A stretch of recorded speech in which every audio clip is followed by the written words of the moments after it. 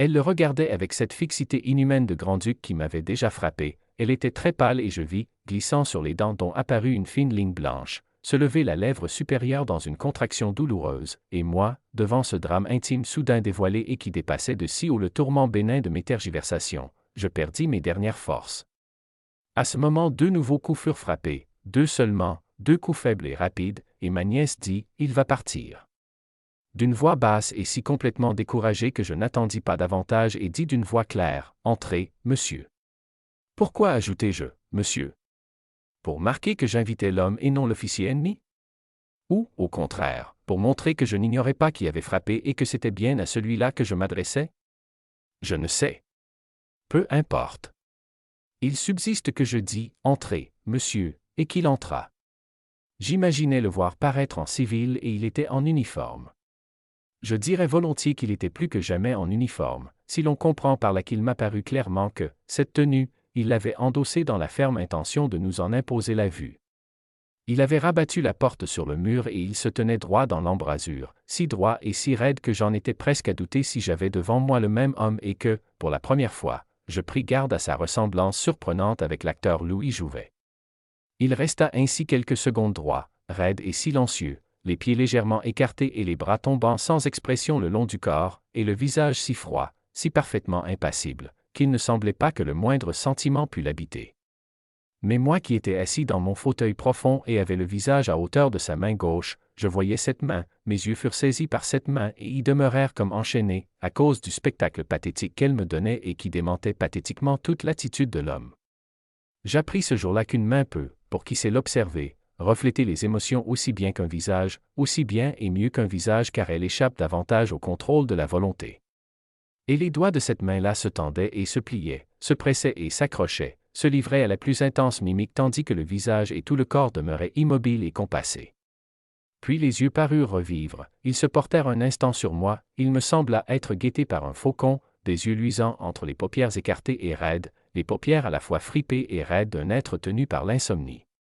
Ensuite ils se posèrent sur ma nièce et ils ne la quittèrent plus. La main enfin s'immobilisa, tous les doigts repliés et crispés dans la paume, la bouche s'ouvrit, les lèvres en se séparant firent « pépé », comme le goulot débouché d'une bouteille vide, et l'officier dit, sa voix était plus sourde que jamais, « Je dois vous adresser des paroles graves. » Ma nièce lui faisait face, mais elle baissait la tête. Elle enroulait autour de ses doigts la laine d'une pelote, tandis que la pelote se défaisait en roulant sur le tapis. Ce travail absurde était le seul sans doute qui put encore s'accorder à son attention abolie et lui épargner la honte. L'officier reprit, l'effort était si visible qu'il semblait que ce fût au prix de sa vie, tout ce que j'ai dit ces 6 mois, tout ce que les murs de cette pièce ont entendu. Il respira, avec un effort d'asthmatique, garda un instant la poitrine gonflée. Il faut. Il respira, il faut l'oublier. La jeune fille lentement laissa tomber ses mains au creux de sa jupe, où elles demeurèrent penchées et inertes comme des barques échouées sur le sable, et lentement elle leva la tête, et alors, pour la première fois, elle offrit à l'officier le regard de ses yeux pâles.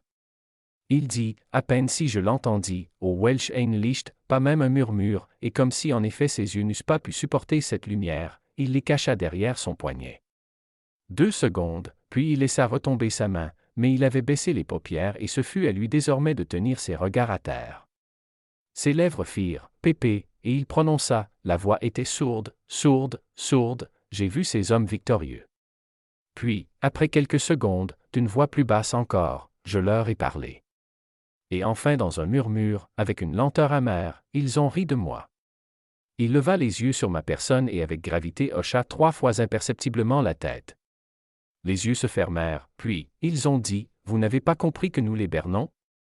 Ils ont dit cela exactement. Wir prellen sie. Ils ont dit, « Vous ne supposez pas que nous allons sottement laisser la France se relever à notre frontière? » Non. Ils rirent très fort. Ils me frappaient joyeusement le dos en regardant ma figure, « Nous ne sommes pas des musiciens. » Sa voix marquait, en prononçant ces derniers mots, un obscur mépris, dont je ne sais s'il reflétait ses propres sentiments à l'égard des autres, ou le ton même des paroles de ceux-ci.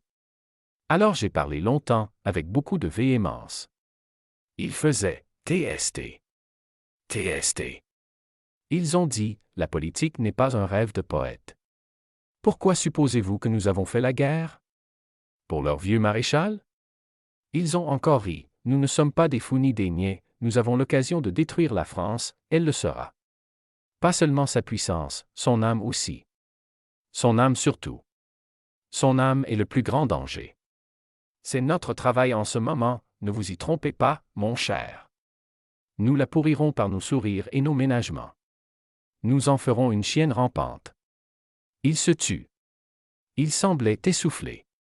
Il serrait les mâchoires avec une telle énergie que je voyais saillir les pommettes, et une veine, épaisse et tortueuse comme un ver, battre sous la tempe. Soudain toute la peau de son visage remua, dans une sorte de frémissement souterrain, comme fait un coup de brise sur un lac, comme, aux premières bulles, la pellicule de crème durcie à la surface d'un lait qu'on fait bouillir.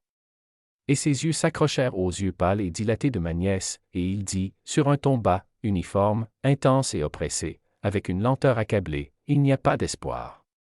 Et d'une voix plus sourde encore et plus basse, et plus lente, comme pour se torturer lui-même de cette intolérable constatation, pas d'espoir. Pas d'espoir.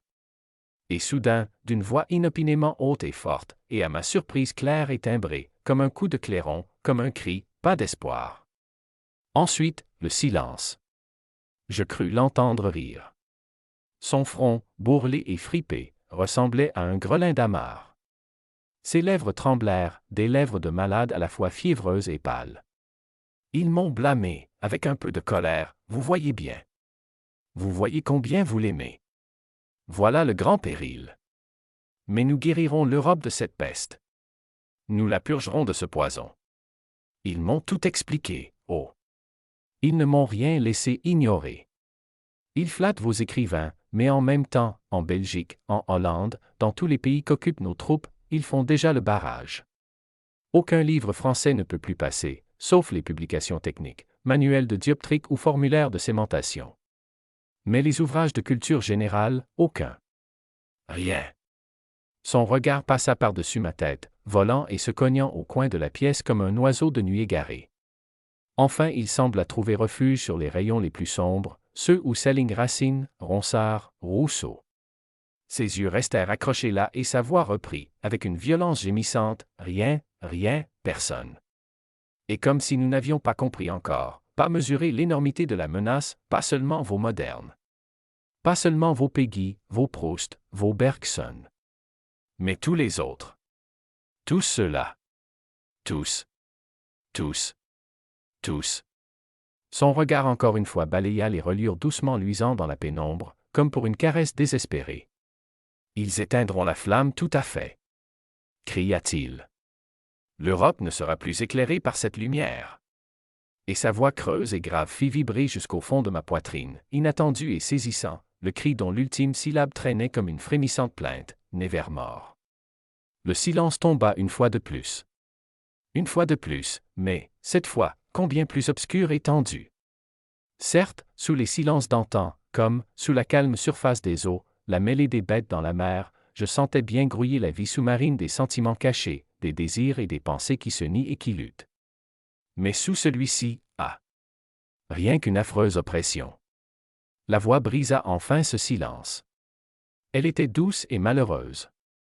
J'avais un ami. C'était mon frère. Nous avions étudié de compagnie. Nous habitions la même chambre à Stuttgart. Nous avions passé 3 mois ensemble à Nuremberg. Nous ne faisions rien l'un sans l'autre, je jouais devant lui ma musique, il me lisait ses poèmes. Il était sensible et romantique. Mais il me quitta. Il alla lire ses poèmes à Munich, devant de nouveaux compagnons. C'est lui qui m'écrivait sans cesse de venir les retrouver. C'est lui que j'ai vu à Paris avec ses amis. J'ai vu ce qu'ils ont fait de lui. Il remua lentement la tête, comme s'il eût dû opposer un refus douloureux à quelque supplication. Il était le plus enragé. Il mélangeait la colère et le rire. Tantôt il me regardait avec flamme et criait, « C'est un venin. Il faut vider la bête de son venin. » Tantôt il donnait dans mon estomac des petits coups du bout de son index, « Ils ont la grande peur maintenant, ah! Ah! Ils craignent pour leur poche et pour leur ventre, pour leur industrie et leur commerce. Ils ne pensent qu'à ça. » Les rares autres, nous les flattons et les endormons, ah! Ah! Ce sera facile. Il riait et sa figure devenait toute rose, nous échangeons leur âme contre un plat de lentilles. Werner respira, j'ai dit, avez-vous mesuré ce que vous faites? L'avez-vous mesuré? Il a dit, attendez-vous que cela nous intimide? Notre lucidité est d'une autre trempe. J'ai dit, alors vous scellerez ce tombeau, à jamais? Il a dit, c'est la vie ou la mort. Pour conquérir suffit la force, pas pour dominer. Nous savons très bien qu'une armée n'est rien pour dominer. Mais au prix de l'esprit. Criai-je. Pas à ce prix. L'esprit ne meurt jamais, dit-il. Il en a vu d'autres. Il renaît de ses cendres. Nous devons bâtir pour dans 1000 ans, d'abord il faut détruire. Je le regardais. Je regardais au fond de ses yeux clairs. Il était sincère, oui. C'est ça le plus terrible. Ses yeux s'ouvrirent très grands, comme sur le spectacle de quelque abominable meurtre, ils feront ce qu'ils disent. S'écria-t-il comme si nous n'avions pas dû le croire. Avec méthode et persévérance. Je connais ces diables acharnés. Il secoua la tête, comme un chien qui souffre d'une oreille. Un murmure passa entre ses dents serrées, le « oh » gémissant et violent de l'amant trahi. Il n'avait pas bougé. Il était toujours immobile, raide et droit dans l'embrasure de la porte, les bras allongés comme s'il eût su apporter des mains de plomb, et pâle, non pas comme de la cire, mais comme le plâtre de certains murs délabrés, gris, avec des taches plus blanches de salpêtre. Je le vis lentement incliner le buste. Il leva une main. Il la projeta, la paume en dessous, les doigts un peu pliés, vers ma nièce, vers moi. Il la contracta, il l'agita un peu tandis que l'expression de son visage se tendait avec une sorte d'énergie farouche. Ses lèvres s'entr'ouvrirent, et je crus qu'il allait nous lancer je ne sais quelle exhortation, je crus, oui, je crus qu'il allait nous encourager à la révolte. Mais pas un mot ne franchit ses lèvres. Sa bouche se ferma, et encore une fois ses yeux. Il se redressa.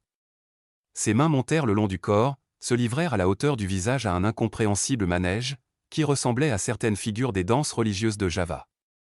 Puis il se prit les tempes et le front, écrasant ses paupières sous les petits doigts allongés. Ils m'ont dit, c'est notre droit et notre devoir. Notre devoir.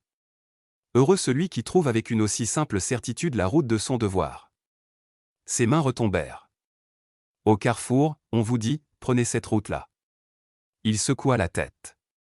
Or, cette route, on ne la voit pas s'élever vers les hauteurs lumineuses des cimes, on la voit descendre vers une vallée sinistre, s'enfoncer dans les ténèbres fétides d'une lugubre forêt, ô Dieu. Montrez-moi où est mon devoir. Il dit, il cria presque, c'est le combat, le grand bataille du temporel contre le spirituel. Il regardait, avec une fixité lamentable l'ange de bois sculpté au-dessus de la fenêtre, l'ange extatique et souriant, lumineux de tranquillité céleste. Soudain son expression sembla se détendre. Le corps perdit de sa raideur. Son visage s'inclina un peu vers le sol. Il le releva, j'ai fait valoir mes droits, dit-il avec naturel. J'ai demandé à rejoindre une division en campagne. Cette faveur m'a été enfin accordée, demain, je suis autorisé à me mettre en route. Je crus voir flotter sur ses lèvres un fantôme de sourire quand il précisa, pour l'enfer. Son bras se leva vers l'Orient, vers ces plaines immenses où le blé futur sera nourri de cadavres. Je pensais, ainsi il se soumet. Voilà donc tout ce qu'ils savent faire. Ils se soumettent tous. Même cet homme-là. Le visage de ma nièce me fit peine. Il était d'une pâleur lunaire. Les lèvres, pareilles au bord d'un vase d'opaline, étaient disjointes, elles esquissaient la moue tragique des masques grecs.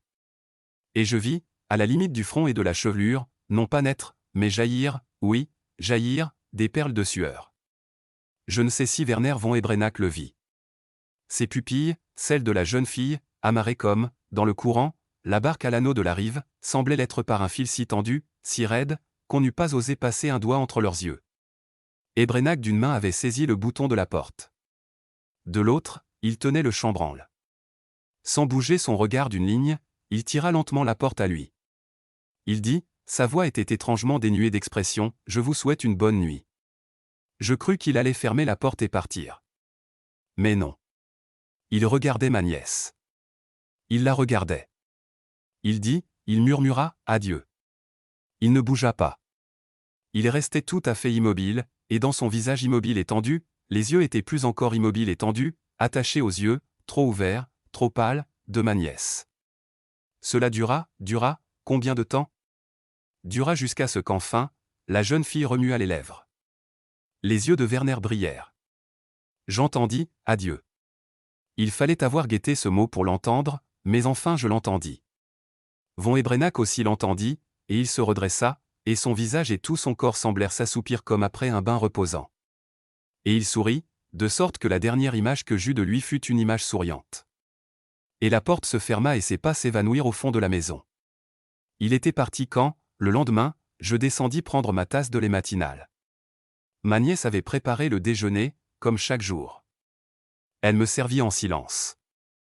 Nous bûmes en silence. Dehors luisait au travers de la brume un pâle soleil. Il me sembla qu'il faisait très froid. Octobre 1941.